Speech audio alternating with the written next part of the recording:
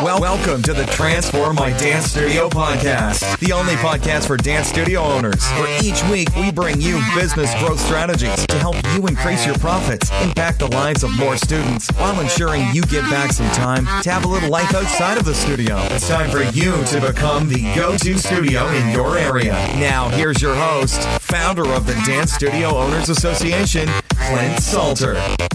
Hey there, dance studio owners. Welcome to the Transform My Dance Studio podcast. It's Clint here, and I'm so thrilled that you're joining us again for a really super cool episode. I'm really excited for today's guest because today's guest is a Los Angeles-based screenwriter, stage and film actor who is now a highly sought after and prominent acting coach. His name is Anthony Meindl, and he's also a best-selling author as well as the founder and artistic director of the Meta Theatre Company and the Anthony Meindl Actor Workshops, which are like all around the world. And I actually met Anthony when he was running a workshop in Sydney. So Anthony, great to connect again. Thank you so much for joining us. Yeah, you too, man. It's really great to hear your voice. So tell us a little bit about your journey, Anthony. How did you go from when you started in acting to now running these amazing acting schools and workshops all around the world? Wow. I mean, I'll just give you the really, the Cliff Notes version. Sure. But because, next year is my 20th anniversary of teaching at next year, our school is 20 years old in LA, which is so insane to me. And yeah, it just goes by so fast. I mean, basically, I was working a lot as an actor in my New York days, and then I moved to LA. Like, I think a lot of actors should try New York and try LA and experience both coasts. And I was doing really well, but then I started finding that I was more and more interested in sort of the philosophies and the theories surrounding acting, and I felt like they hadn't been re-examined in like 50 years. And I thought, this is crazy because everything else in the world we're living in is it's constantly being adapted for the time and the information we're getting. So like whether it's entrepreneurship or technology or science or, software development, or everybody's constantly innovating. So for me, I'm like, why are acting theories still based in like 1920? It doesn't make any sense. So my philosophy is it's a lot simpler than what we've been taught. That doesn't mean it's easy, because to explore who you are in different circumstances and being honest with feeling is not easy. But the sort of understanding of acting can be a lot more digestible and not so much like clusterfucky in your head. Mm-hmm. So that's kind of what I set out to do. And it's been like, a phenomenon. So I think the big thing is it liberates people and makes them realize like they can do this, that it's not as difficult as they thought it was. Yeah. And I mean, that's fear as well, right? Like I can imagine, I see it with dancers that leave their dance studio and move to New York and they want to be on Broadway. There's a lot of fear going on. And I know a lot of your work kind of talks about fear. I mean, how do you help your students kind of get through that so that they can, really shine? Well, I think the biggest thing is not to compare ourselves. I think that's one of the biggest inhibitors for people like finding their own way in whether it's dance or music or, visual arts or acting. It doesn't matter, all arts, right? Like, I think we compare ourselves to like, quote unquote, the greats. So you go to a movie and you see Meryl Streep in a finished performance. So I always like to say, you compare your dress rehearsal to everybody else's opening night. And what you don't see that was on the cutting room floor is that Meryl Streep, just like every other famous person, is a human being, and she makes mistakes and fails and tries and attempts. And the finished product is the work of so many people coming together to make something work. But that doesn't mean that on the journey, things get thrown out that don't work. And so the problem is we fail, or we don't see progress, or sometimes the results don't come as fast as we think they're coming. So we think that we're missing something that other people have. So the comparison is, I think, really detrimental, and it's myth, it's mythology. I don't think, Meryl Streep is the worst example in the world because she, but I mean, I don't think any actor is necessarily that much more brilliant than anybody else. I think everybody stumbles and falls and is great sometimes and also is miscast. And so you start to see it in a different perspective. You know what I mean? And I think comparison, I always say compare and despair. And then I also think the thing about fear is that I think we think that our life is going to look like once we get somewhere, we're not going to have fear. And I think the important thing is to remember that fear is just this energy that we can transform. And it's a very vital part of the creative process. So you're never going to get to a point in your life where you don't feel somewhat excited or anxious or somewhat scared about the attempt. That means you're heading in the right direction. Yeah, totally. It's changing the relationship with it. You know what I mean? Do you find that are you having more conversations around fear than you used to with the rise of kind of social media and everyone seeing everyone else's highlights reel, every second of the day? Oh God, I know. It's so bad. I mean, well, I do know statistically, because science has shown that, like, because we're living in such a, social media saturated world, that young people today suffer from greater bouts of depression, social anxiety, disconnect. That is all being traced back to the addiction stimulus of social media. And, I myself find myself often getting stuck in the wormhole of Instagram or whatever. And you're going there thinking that it's sort of, I don't know, solving a problem or giving us a moment, a break during our day. But what it really does is it creates this vicious cycle that we don't even realize, like the sensorial response. So we keep getting triggered and going back to the very thing that if we could get out of that thing would not cause the same kind of feeling that is really not making us feel good. But we get caught in the addiction loop. I mean, there's a lot of science about that. So I guess, yes, in answer to your question, yeah, I think we have to try to, at some level, minimize our obsession with social media. And you use it as a tool to get information, but you have to look at, I mean, really, is it really improving the quality of your life? Yeah. It's so true. It just does not often make me feel good.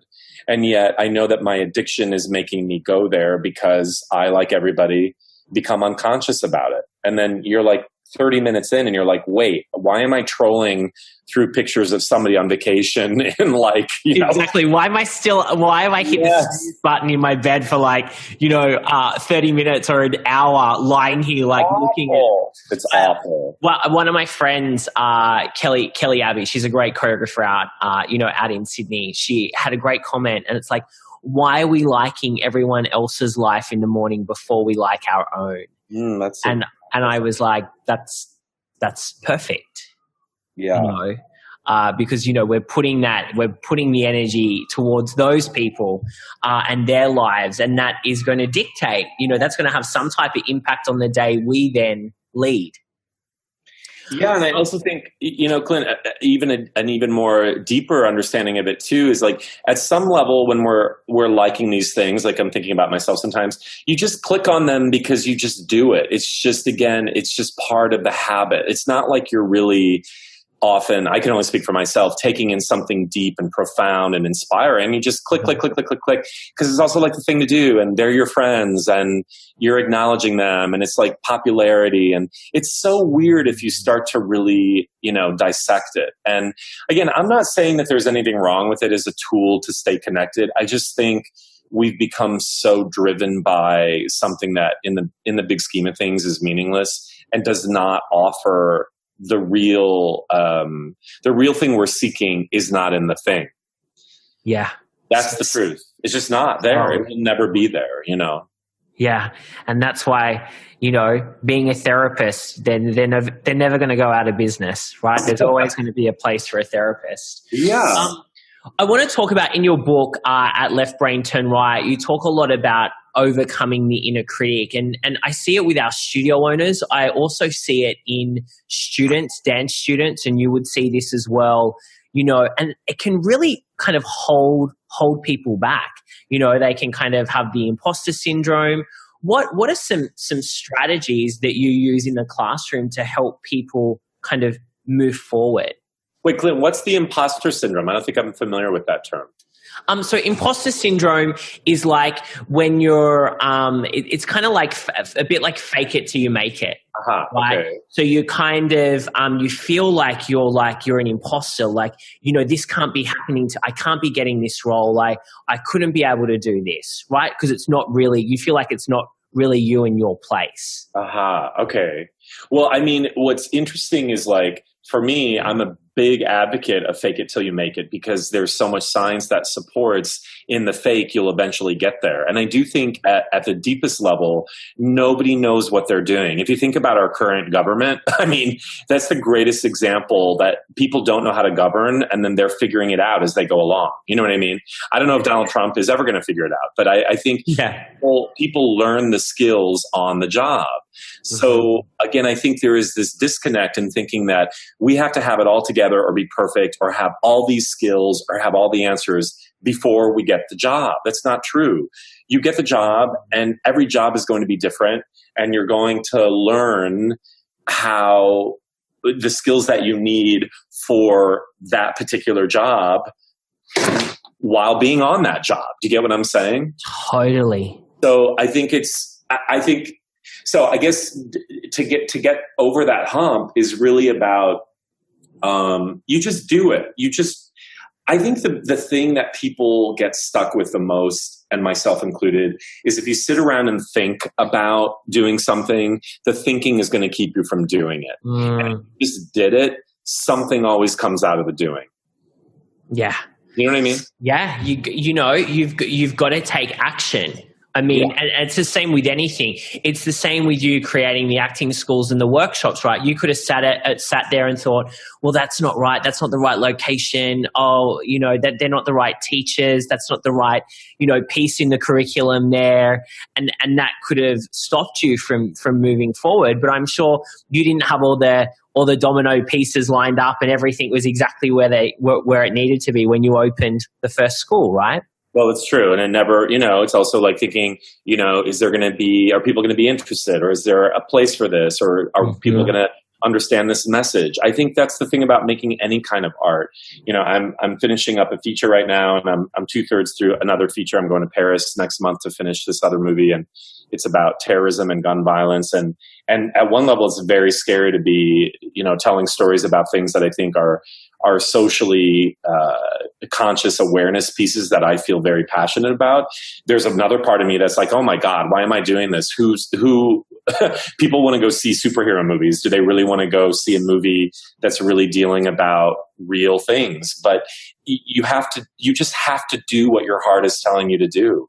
You know, something always comes out of it. I mean, it's great risk, but I think that's what being an artist is about. I think we have this disconnect in culture nowadays as well, that we can only create something if there's this safety net that will appear first to guarantee that we can create the thing. But I don't think that that's what success looks like. You just keep doing your stuff. You just got to keep doing it. Yeah. And sometimes it's going to be received and sometimes it's not. And that's okay. And then, you know, that when it's not okay though, often that feels like rejection, right? That we're being rejected. And so what, you know, is the process just to keep moving on, keep moving forward? Like when do we listen to that, you know, that rejection and take it on board and make some changes? And when do we disregard the rejection? I mean, is that difficult to identify? Well, I mean, I think I think rejection is so interesting as artists. I think it's such a very strange conundrum to be in, because I think artists are very vulnerable creatures that are wanting to create art and have their art seen and accepted and heard and acknowledged. And we're living in a world that I think is often not interested in what the artist has to say. So already we're moving through the world with strikes against us. You know what I mean? But it still doesn't mean that it's not this beautiful, sacred journey that we're on. That's about the discovery of self. I think the thing that as you get older, and it gets easier because you just have a little bit more life experience, is that you start to realize, like, well, wait, who am I doing this for? You know, I think a lot of it has to do, we have these unwritten agreements when we were little kids that we were lacking love or trying to receive love from generally a primary parent that we never got it from. And then we sort of project that onto this sort of phantom adult. And we realize we're trying to, even if it's an idiot, we're wanting somebody's anonymous opinion to like us so that we can feel good about ourselves, tracing us all the way back to some primary love we never received. And then when you start to see that that's already, that supposition is incorrect, right? And it's based on a story that's not real. You can start to rebuild and realize like, okay, I'm creating this for myself and I don't need somebody's subjective opinion about it.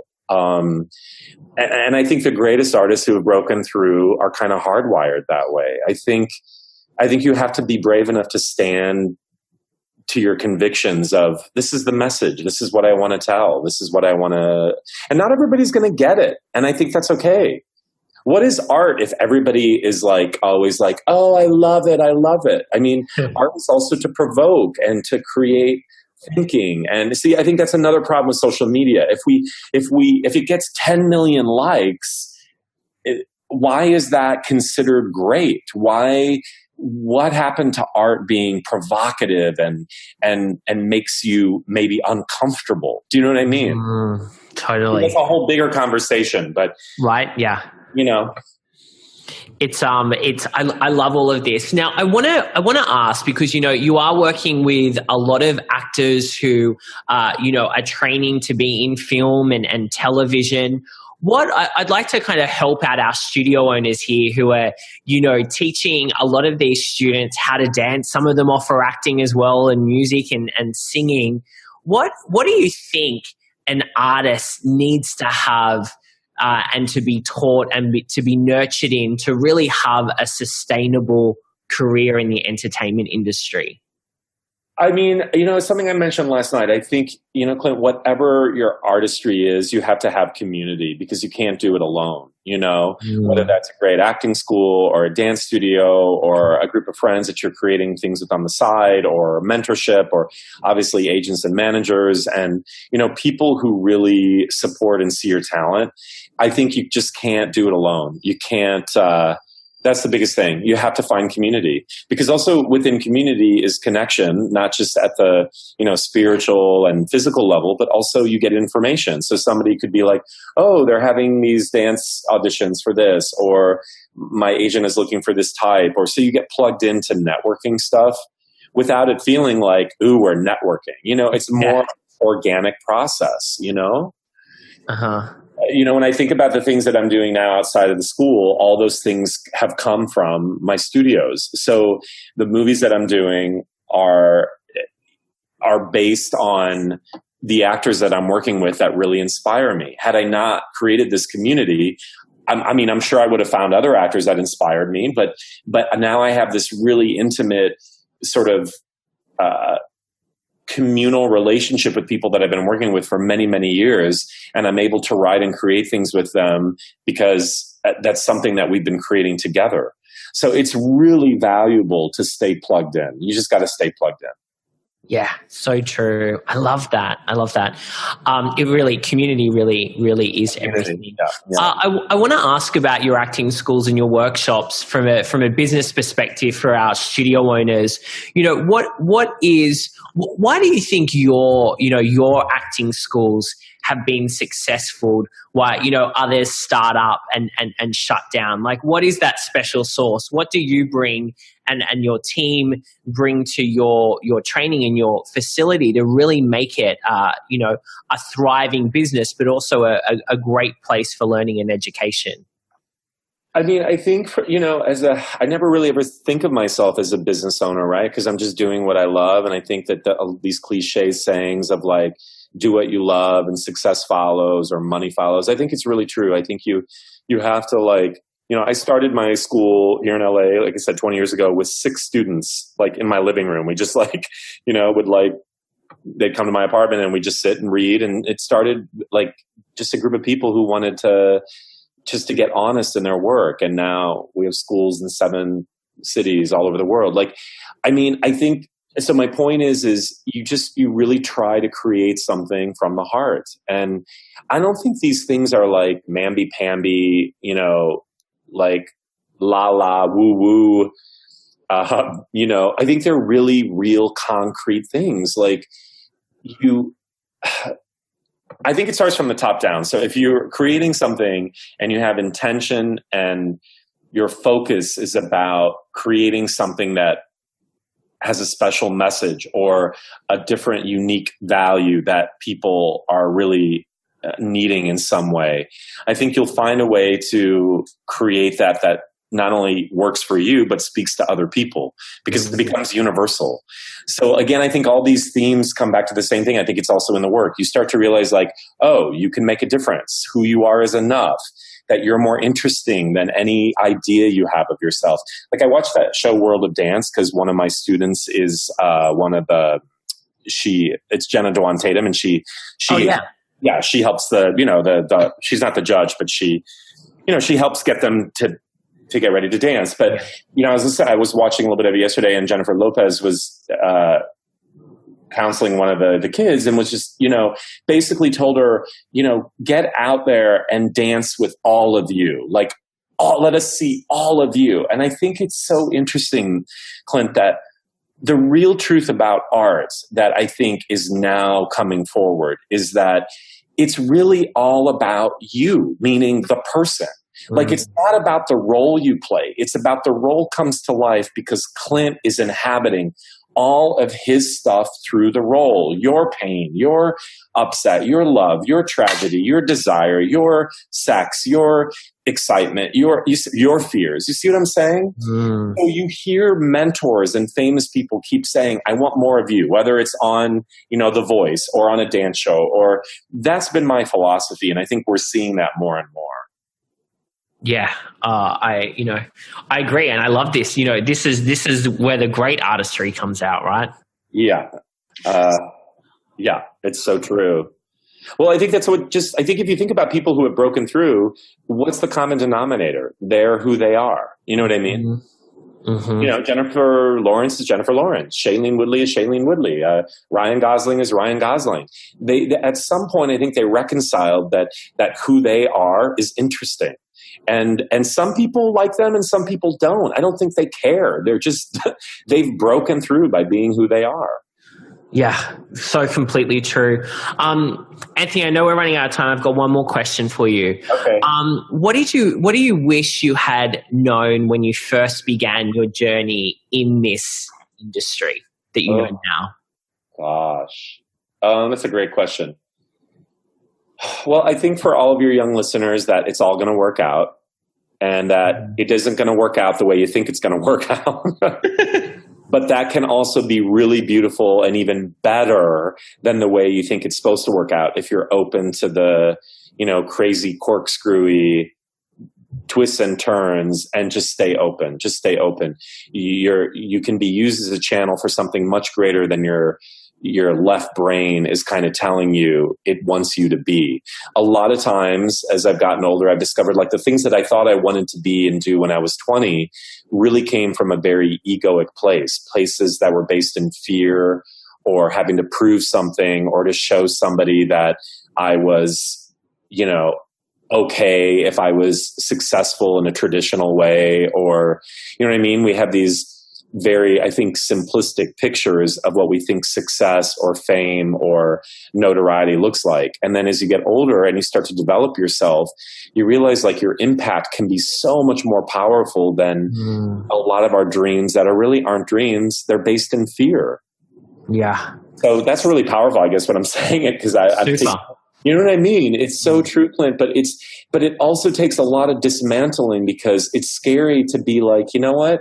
I'm not even quite sure that's really what I ever wanted to do. I did that because I wanted to prove to my parents that, I was worthy, or I'm just using examples, right? Sure.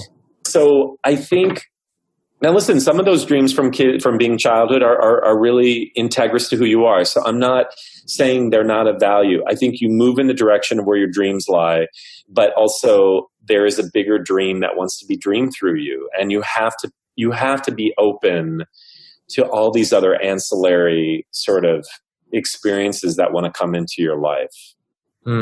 I love it. What a great last thought to leave our listeners with. Anthony, so great to connect again. Where can our studio owners go to find out more about like you and your acting schools and what you're up to? Yeah, I mean, they can go to www.anthonymeindl, MEINDL, all one word, .com, and it lists all the schools in the world where we are. London, Vancouver, Sydney, Toronto, New York, Atlanta, LA. Or you can, I guess on Instagram, I use Instagram a lot to post stuff about the schools. I'm just Anthony Meindl. Any other social media platform I'm on there as well, Twitter. Yeah. You'll be there liking their photos back as well, giving them hearts. Exactly. Yes.